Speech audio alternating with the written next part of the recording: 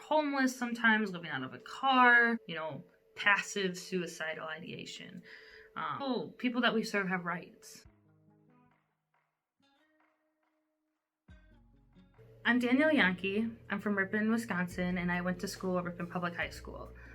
For college, I went to the University of Minnesota, Twin Cities, and studied family social science and family violence prevention as a minor. For grad school, I went to the University of Wisconsin-Madison, and I got my master's in social work with a focus in mental health. Right now, I'm a psychiatric social worker. I decided to become a psychiatric social worker because, well, honestly, when I was in school, I wasn't sure what I wanted to do as a career. I went to the University of Minnesota because I liked the program that I was going into, and I didn't actually want to be a social worker. I didn't really realize that what I was really interested in was social work until about my junior year of undergrad.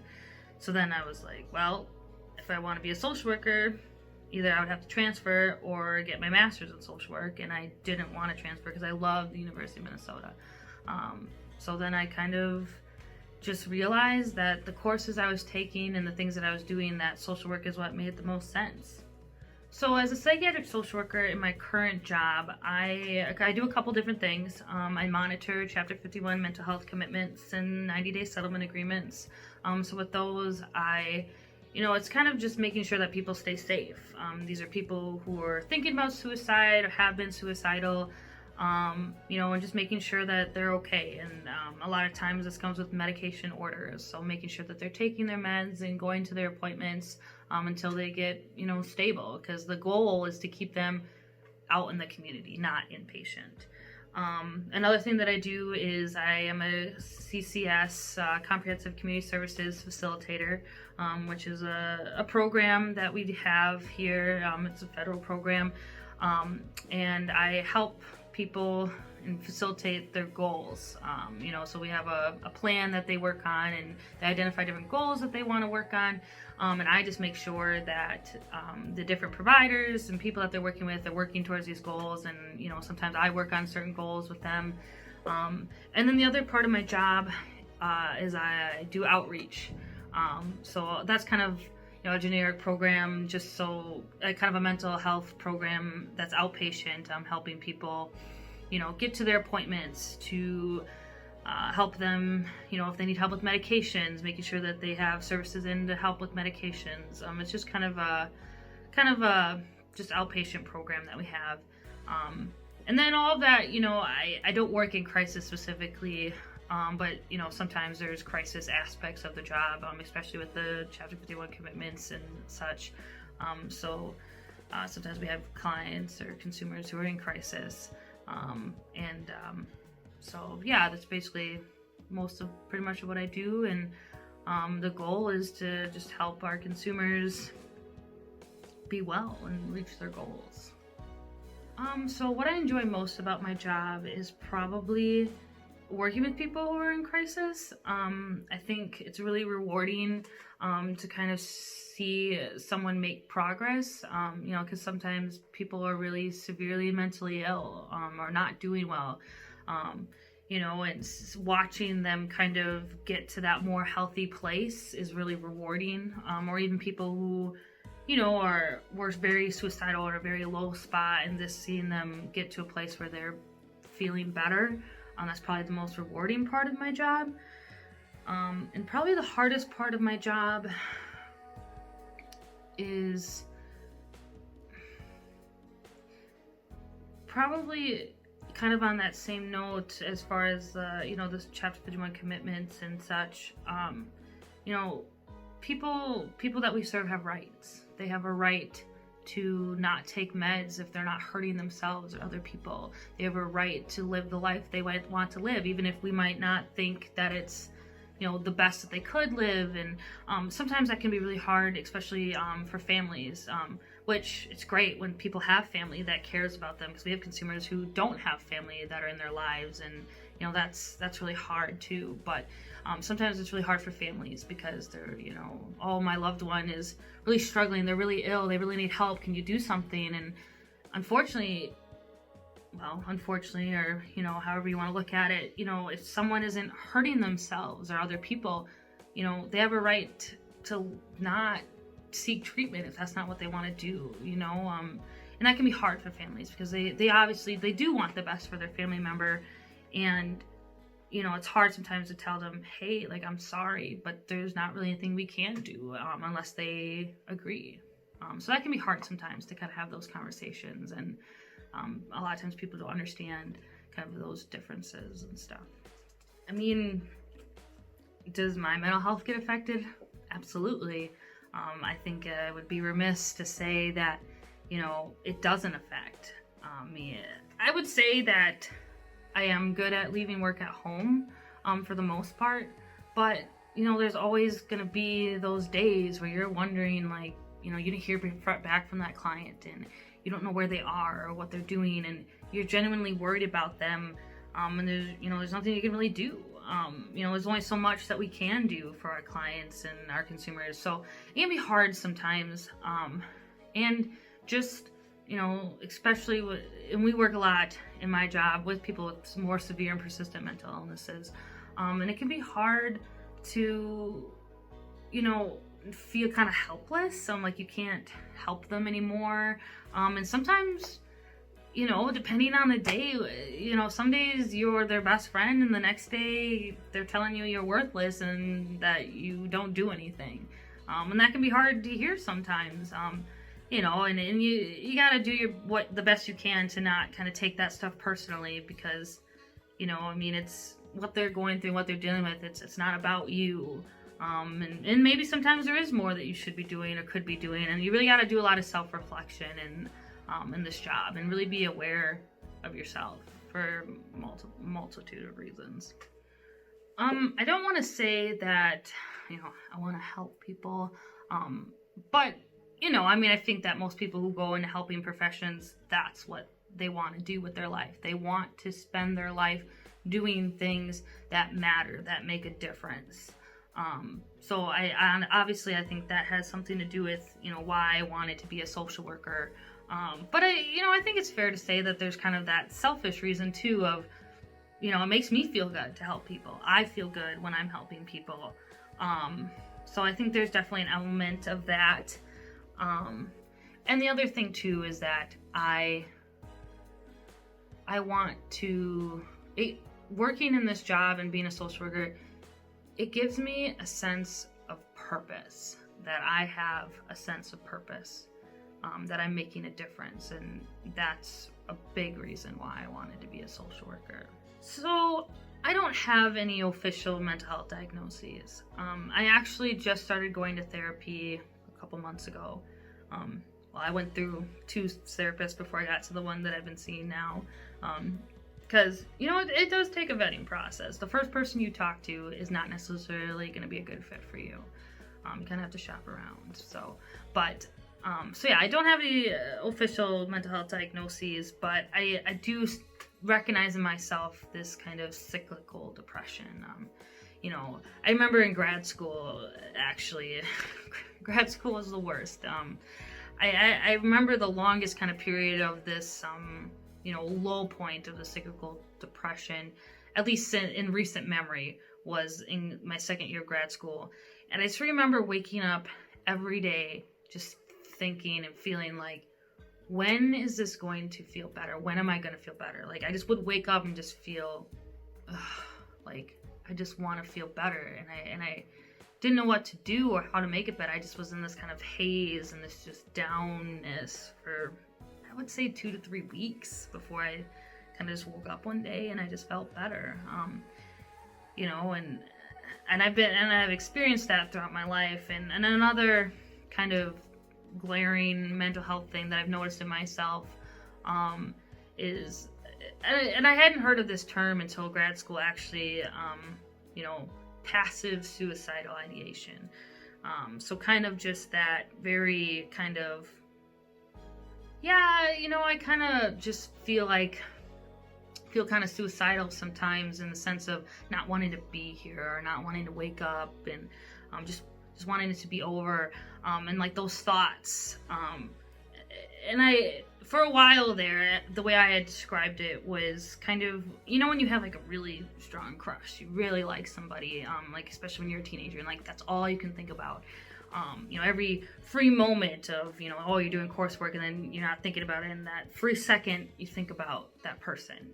So that's kind of how I would describe that kind of passive suicidal ideation for me, was just like every free moment that I had, my first thought was, I just don't want to be here. I just want to die. I don't want to do this anymore. And that's kind of something, like, it's not something that you just kind of grow up out of, or you forget about, or you just kind of move on from. It's just kind of there. But I've never really was in a spot where I felt like I could really address the feelings and this way of living that I have been until now.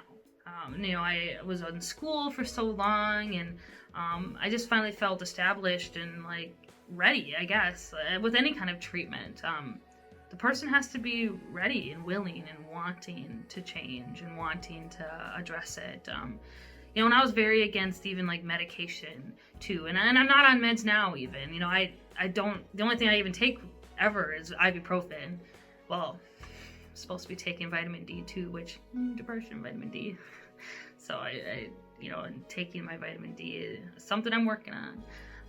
But so I haven't been told I need medications at this time. I'm doing therapy right now and seeing where that takes me. But getting to that point took a long time. So my family and childhood experiences.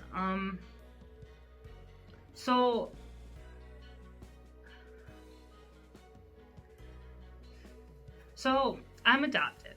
I'm adopted by my maternal aunt and her husband. Me and my sister, we were adopted by my aunt, and we call her mom, so that's my mom. And my brother was adopted by my maternal grandparents.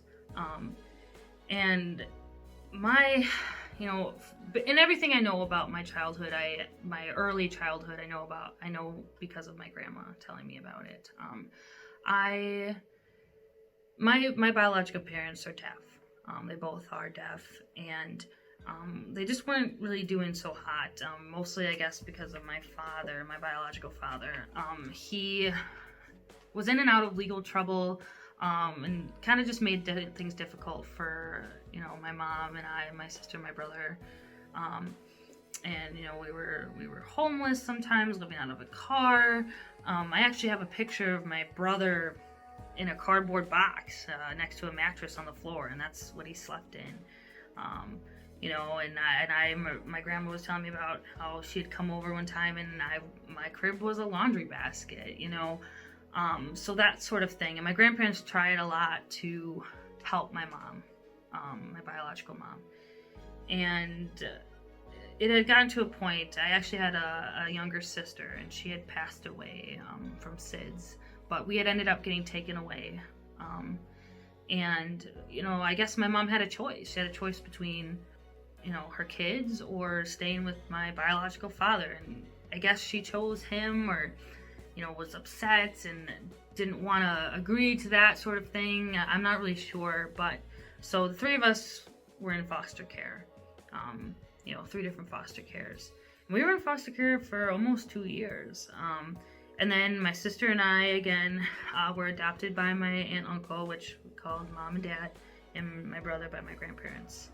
And that was just before I had turned 4. So that was kind of my beginnings. But I didn't have a great, neither my sister or I really had much of a relationship with my dad at all, my adopted dad. And my mom and I, my adopted mom and I, didn't have a really close relationship ever, really, growing up. I feel like she had a close relationship with my sister, and I kind of kept to myself. I kept my family at an arm's length. I didn't want that family, whatever. I don't know if it was because I wasn't comfortable. I didn't really trust adults. I remember feeling that way, or suspicious, and just kind of didn't trust anybody, and I didn't trust them. And my sister and I didn't have a great relationship, and that was kind of on me. I think I didn't want a close relationship with her, and she did, and I kind of pushed her away. And looking back, I don't really know why I was that way, but I know that hurt her a lot. And now, since my sister had a child, we've been the closest we've ever been. We don't really fight anymore, which we fight a lot. We're similar in so many ways, but completely different in so many other ways. So we have the closest relationship we've ever had now, which is great. But as far as my parents, there were just times growing up where they just didn't handle things very well. And I was very secretive. I would sneak out a lot. I would lie a lot. And I didn't tell them anything. And I also didn't go to them for anything. I think the first time I ever called my mom for anything, or even called her upset or crying and wanted her, to console me, was when I was a freshman in college, because I was freaking out. I was, in another state by myself, and I wanted to go home. And I didn't, and I'm glad I didn't. But that was the first time I ever reached out to my mom for anything. I don't know. There's just things that happened when I was a child and growing up, and there was a couple times where my parents had kind of gotten a little physical. And kids don't forget that. I won't ever forget some of those things that had happened. And and I brought that up to my mom before, and she says she doesn't remember. She doesn't remember what I'm talking about. And I think she probably just kind of blocks it out because she doesn't want to remember doing those things and saying things, and I get that. And now as an adult, I can look back on it and understand that she had her own stuff going on, her own things going on. But yeah, growing up, I was not a family person, and I kept them at arm's length for sure. We were lower middle class, I'd say. I mean, we had our needs met, but we definitely didn't, live lavishly or anything. And once I got a job in high school, that was it. I paid for my own stuff from there. In college, all that, I did by myself. So yeah, the biggest issues I think I faced as a child were just kind of my feeling alone. My family were not touchy-feely. We didn't hug, we didn't tell each other I love you, any of that stuff. And I felt unwanted. I felt not loved. And I didn't really like myself very much. I just was a very unhappy kid. So I think just my biggest issues were, I also wasn't a cool kid, and kids can be mean sometimes. I wouldn't go as far, I don't think I was ever really bullied. There were some girls in a class below me that were kind of mean to my friend and I, but outside of that, I don't know, I just was kind of an introvert, so I didn't have a lot of friends as I got older, but I had good friends. So really, I think as a child, my biggest issues were not trusting adults and kind of taking care of myself. I think now as an adult, I can't say that I have a lot of struggles as far as, a lot of other people have a lot more struggles than I do. I have a good job, I get paid well. I have a mountain house worth of student loan debt. So I guess if anything, paying those off, that's a struggle for sure. And it's scary and it's daunting, and I ever wonder, will I ever be able to buy a house? I'm living with my mom right now, actually, trying to save up for my own place, but I'm also struggling with my place in the world. I love my job, my coworkers, and my supervisor, but I'm kind of to a place now where I'm trying to figure out where I want to go in life and where I want to be, and if that's here or not. But also, trying to find a life partner is important to me, and I haven't really. Online dating is terrifying. I've never really done it before until recently. I don't love it or really even like it. And it's scary because it's vulnerable, and I don't know, I guess I never, when I think about where I would be at this point in my life. I don't know if I ever would have said that I thought I'd just be living at home with my mom, with my cat and my dog right now.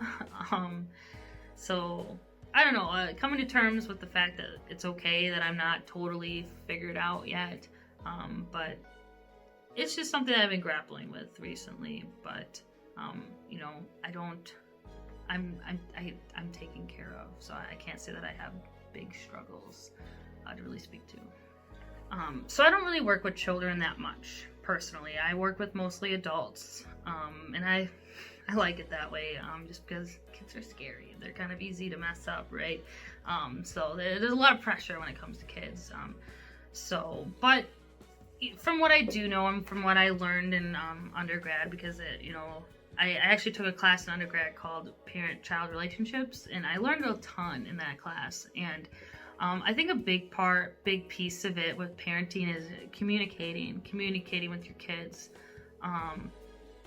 Because like, I think a lot of times when we talk to kids, we kind of ask them yes or no questions, or we ask them questions with an answer already in it. Like, you're feeling okay, right? Yeah. Instead of just asking, how are you feeling?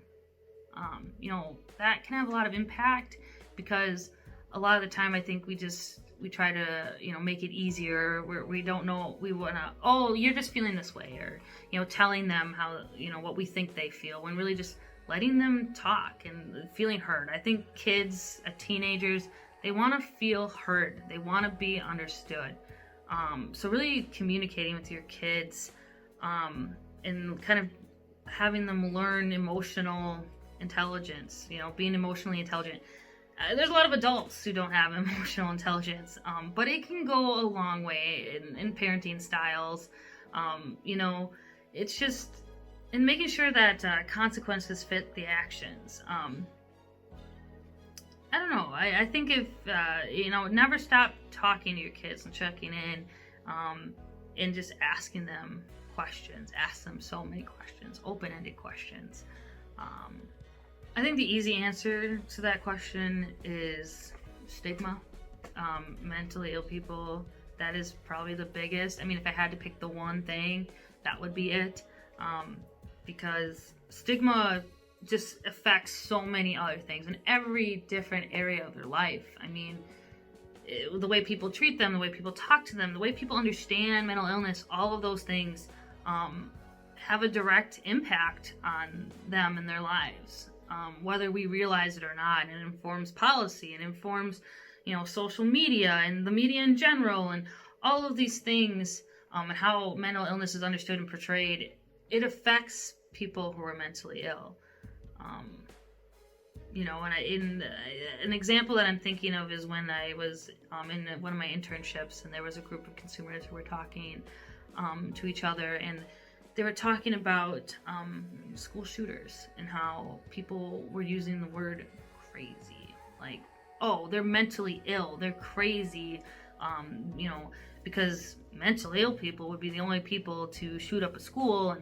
And I think that's kind of dangerous, because, here these folks are talking about this, and they're like, we're not like that. We're not gonna hurt anybody. I would never do that.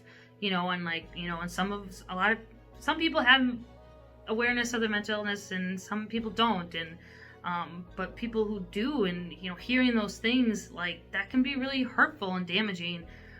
So kind of throwing, anybody who would do that sort of thing must be crazy or mentally ill. Throwing that stuff around, that's all part of like that, and like then the stigma of like, oh, shooter equals mentally ill, and what effect that has on the community. Well, I'm pretty new to this journey of being a social worker. I've been out of school for 2 years, so I don't know if I have a lot to say yet. I'm pretty green in the grand scheme of things, but I will say that I've learned about how much systematic things affect, the lowest levels, as far as, face-to-face and then community and those kind of levels. that macro level social work. And, you know, systematic change is so slow, and it's painful, and it's hard, and progress is hard. It's difficult. Change is hard. And, you know, new research is always coming out, evidence-based, you know, research coming out, and applying that to policies and procedure and all those things and resources.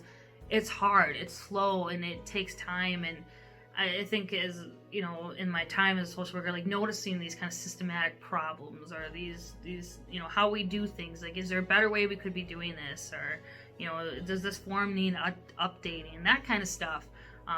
You know, and luckily I'm pretty patient as far as work goes. My personal life, maybe not so much, but definitely systematic change is slow, but so necessary. I think the best way to end systematic, you know, mental health stigma is kind of education and active normalization. I mean, I think people don't know what they don't know, you know, but people have to be, you know, folks have to want to understand too. You know, people have to want to learn. And I think that's definitely a big part of the battle, is kind of getting people to care. I think a lot of times people don't think that it, you know, it affects them, or they don't realize the people in their lives who are dealing with these things. So I think, you know, like, kind of just putting it out there and talking about it more openly, and normalizing it in that way. You know, and I think the media has a lot to do with that too. Even a TV show that I was watching not that long ago on, you know, prime television, and a character had a mental illness, and this character was portrayed, you know, and it was a significant mental illness, like, they were violent and scary, and they were planning to hurt people, and, you know, all these things. And it's like, wow, like, that's really not typical of that mental illness. People with severe and persistent mental illnesses, for sure, are usually more of a danger to themselves than others. I mean, is that always the case? No. There's, you know, but, I mean, that's the case for people in society in general. Most regular people don't hurt other people, you know? They're more of a danger to themselves than to other people most of the time. So I think in the media, and just like what people are, you know, absorbing in their lives matters, and education and changing those things and being more accurate and real is a big piece of it. So there was a time with a consumer when I was in my internship who had gotten very upset. And when I say upset, they were yelling at me, crying, upset. You know, and it was a conversation that we were having, and it was a hard conversation that I had to have with this person.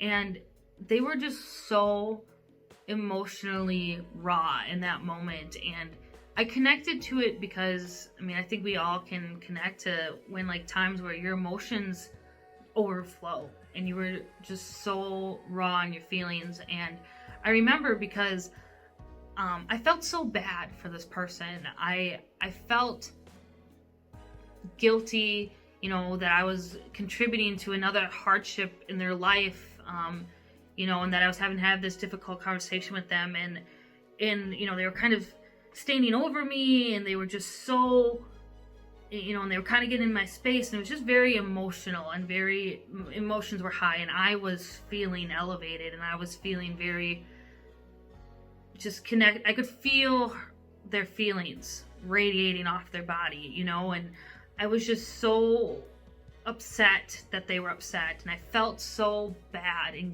and I remember I was trying so hard not to cry because I felt horrible, I felt bad, and you know, and I was just kind of letting this person talk or yell or scream, whatever you want to say, and I had to turn away. I had to, and like, try and collect myself, and it was really hard. And another staff had come in and kind of, you know, took the person away to kind of, you know, give them some more space, and I just tears, just crying. You know, and it was just one of those moments where it was just so emotional, and I couldn't help it. And, you know, I mean, and not that there's anything wrong with that, really. I mean, obviously, you know, being professional and whatever, but, you know, sometimes, like, if your client is upset or they get bad news, like, it's okay to be human with them. And in that moment, it was kind of complicated because, you know, I knew that I couldn't help her I couldn't help them in the way that they wanted to be helped. And it sucked. It was hard and emotional. So I cried. That's how I handled it. I cried. And, you know, and then my supervisor said, you know, why don't you go and just go for a walk or go get some coffee?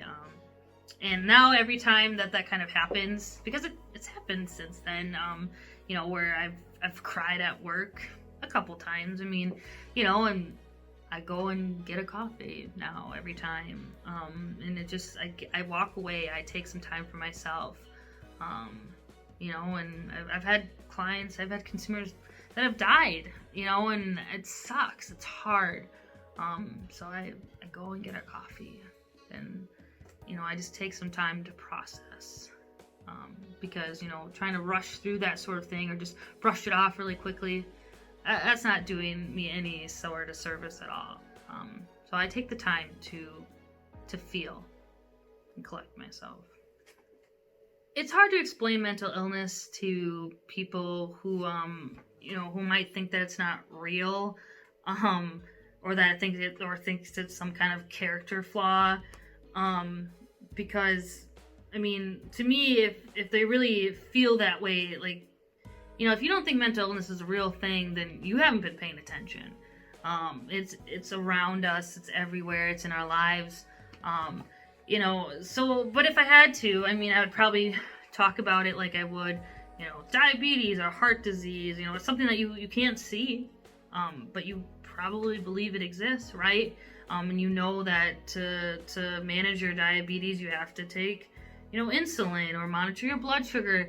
And mental health is the same thing. I mean, if you had a broken arm, you wouldn't just, you know, walk it off. You need to get it taken care of. And, you know, in kind of that going with the broken arm idea, I mean, that's kind of sometimes like when you have to go in for the broken arm, like sometimes you have to go in.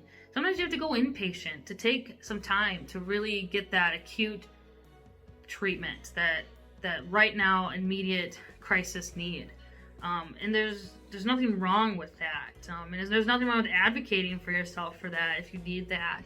I mean, obviously, you know, we want to take care of ourselves and hopefully get the treatment and attention we need before it gets to that point. But, I mean, it's real. It's here. And, you know, there's just no reason why anybody would still believe that at this point, because, I mean, the word's out, you know, there is plenty of resources, writings, research, literature, what have you, and you probably know someone who has a mental illness. So I think, you know, if you don't understand, then try to understand. Make the effort to understand.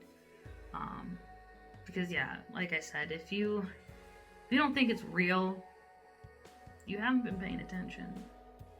So, like I said earlier, I haven't exactly been around a really long time.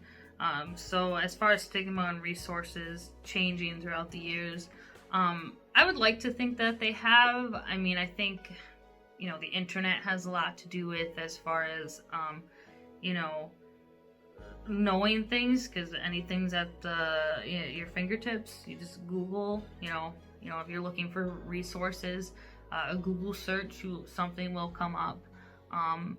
You know, so, and I think as far as stigma too, it actually makes me think of a meme I saw on social media the other day, you know, and it was a boomer millennial meme where, you know, the boomer was like, oh, you know, so-and-so went to therapy. You know, whereas the millennial was like, oh my God, you guys, you will not believe my therapist said the funniest thing the other day. Like, just that generational change and that shift. And I think it's promising, because we are, I mean, at least I know with my friends too, we're pretty open and we talk about it. But I also will, I think it's fair to say that I'm also, I identify as female, and my friends do as well. So I think sometimes, for men or people who identify as male, that kind of masculine piece of it, is kind of that what it means to be a man, and going to therapy and getting mental health treatment. I think there's probably still a lot of work to do for in that aspect. But gender roles and toxic masculinity, that kind of stuff.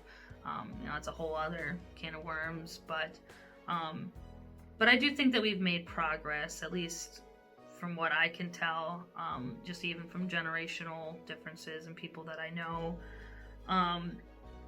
But I think really the real issue isn't so much is there resources, and more so is there access? What is the access to these resources?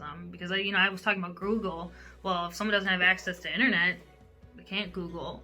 If someone doesn't have transportation, or if there's a language barrier, because I think there probably is a decent amount of resources out there, but where are we at with access to those resources, and does everybody have access to resources? So I think the real kind of the next frontier that we really need to hammer down on is getting people to the resources. And my favorite thing to do with consumers, I like to transport them places. That doesn't sound very clinical, but that is where I feel like they are the most comfortable, because I kind of loosen up and I'm a little more relaxed, and so that kind of invites them to do the same. And I think I've had some of the best conversations I've had with consumers in the vehicle, driving to the food pantry or going to an appointment, what have you. Those are the times where I feel like I learn the most. And that's my favorite part, getting to know them, and building those relationships with them. And I like to work with like middle-aged people, I would say. If I really had to pinpoint, like I mentioned earlier, I'm not great with kids, just like on a personal level. I'm awkward and weird. I was more comfortable talking to adults when I was a kid myself. I could talk to adults easier than peers. So I like to talk to kind of that middle-aged group, I would say, of adults, because you can just kind of tell it how it is and just be really just straightforward with them. I like to be as open and honest and straightforward as I can. Even though I haven't been around for long, I would say probably my biggest takeaway from life so far is that good people do bad things and bad people do good things. That's to say there's no such thing as good people and bad people. People just are. And people do things. Folks make choices and decisions, but we're also products of our circumstances, and in our environments. You don't know what you don't know. I think I said that earlier. People are people, and I think there's a lot of, talking about stigma, and, my passion population is people who have mental illness, severe and persistent mental illnesses, especially, and the other population that I'm really passionate about is people who have committed crimes, offenders. There's a lot of stigma around that group of people, and people, right? We're people. People make choices. Sometimes the reasons why we make choices, like people do things for a reason. We say things for reasons. We are the way that we are for reasons. So I think my biggest takeaway in life is that people are people. Or it isn't good and bad, just people.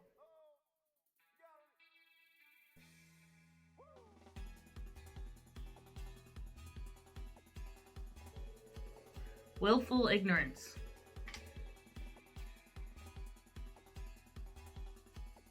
Getting my first pet cat, Michael. Tyler Perry movies.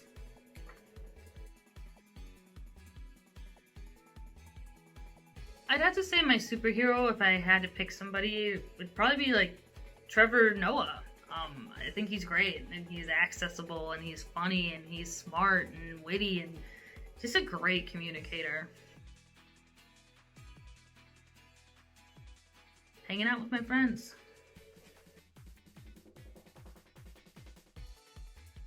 Like, if it's meant to be, it'll be. I don't know, maybe. The whole work hard enough thing, I mean, I think we all work hard.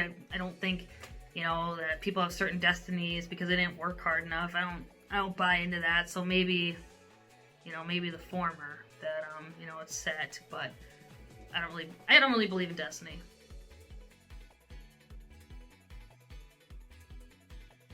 Good Will Hunting, for sure.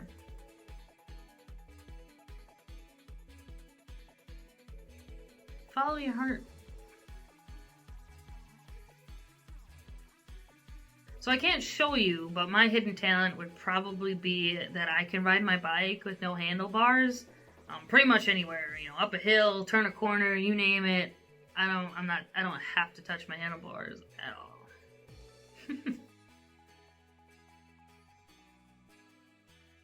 La lechuga, I think that's lettuce in Spanish.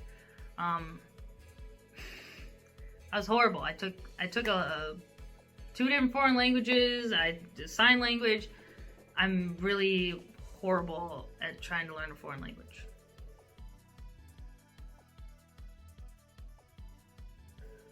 The Giver. My prom dress was navy blue.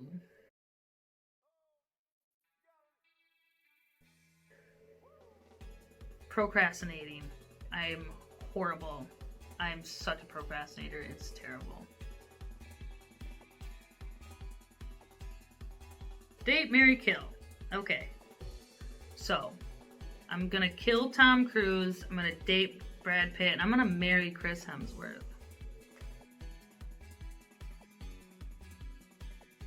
Oh, never have I ever. So I have skipped school. I have eaten ice cream I'm sure for dinner at least. I've gotten more than one speeding ticket, and I have definitely lied to my parents. So the one thing that I have never done on that list is bought way too many clothes that I would never wear.